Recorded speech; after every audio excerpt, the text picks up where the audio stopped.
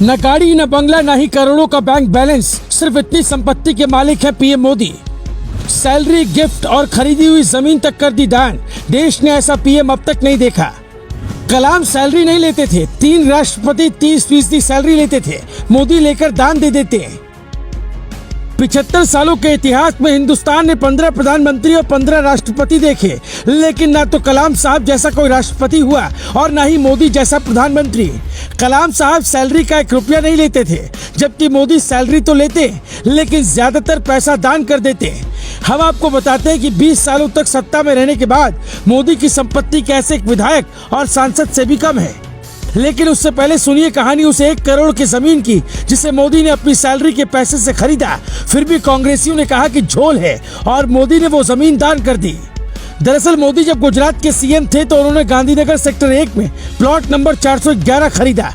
उस वक्त उसकी कीमत थी 1,30,000 रुपए। मोदी ने ये बात अपने चुनावी हलफनामे में कही और फिर अक्षय कुमार को दिए इंटरव्यू में भी बताया।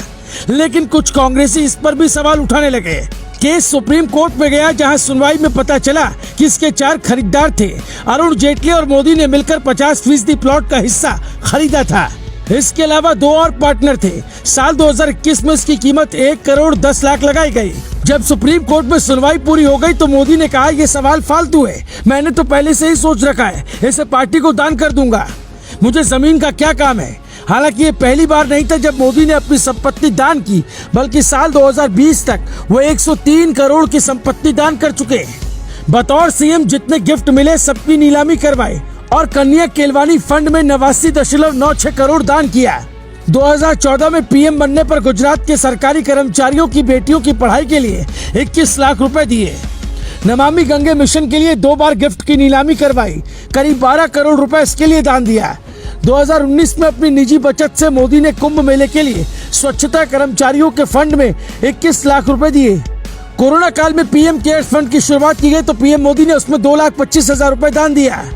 दान देने की वजह से ही मोदी की संपत्ति बढ़ने की बजाय 27% घटी है। अब उनके पास कोई भी अचल संपत्ति नहीं है, मतलब जमीन, बंगला, कार कुछ भी नहीं।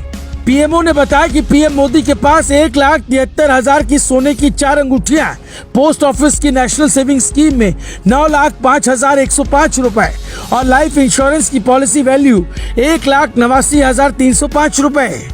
कुल मिलाकर पीएम मोदी के पास 2 करोड़ 23 लाख की संपत्ति है। बैंक में जमा पैसों में 26 लाख का इजाफा हुआ है। इतनी संपत्ति आपको किसी सांसद या विधायक की मिल जाएगी। आज की तारीख में प्रधानमंत्री की सैलरी 2 लाख रुपए महीना है, जबकि राष्ट्रपति को 5 लाख रुपए महीना मिलता है। लेकिन आजादी के वक्त राष्ट्रपति को सिर्फ 10,000 रुपए और प्रधानमंत्री को उनसे भी कम वेतन मिलता था। देश के पहले राष्ट्रपति राजेंद्र प्रसाद सिर्फ 30% वेतन लेते थे, पूरे कार्यकाल में कोई गिफ्ट नहीं लिया। नीलम संजीव रेड्डी और एस राधाकृष्णन 30% वेतन लेते थे और 70% गरीबों को दान देते थे। उसके बाद एपीजे अब्दुल कलाम ने सैलरी नहीं ली और अपनी पूरी संपत्ति गरीबों के लिए दान कर दी थी, लेकिन किसी भी प्रधानमंत्री ने दान करने का बड़ा दिल नहीं दिखाया। लाल बहादुर शास्त्री ने सादगी दिखाई। इसीलिए देश कहता है कि स्वतंत्रता सेनानियों का असली सम्मान मोदी ने किया। जब राजेंद्र प्रसाद ने सैलरी छोड़ी तो नेहरू भी कैबिनेट मंत्रियों की तरह सिर्फ 3,000 रुपए महीना सैलरी लेने लगे थे। लेकिन उनके बाद जितने भी प्रधानमंत्री हुए, किसी ने ना तो इस परंपरा को आगे बढ़ाया और ना ही पेंशन पर रोक लगाई। नतीजा ये हुआ कि अब मोदी ऐसा कर रहे हैं तो कई नेता नाराज हैं। हो सकता है रिटायरमेंट के बाद पेंशन छोड़कर मोदी बड़ा संदेश दें। Bureau report, global Bharat TV.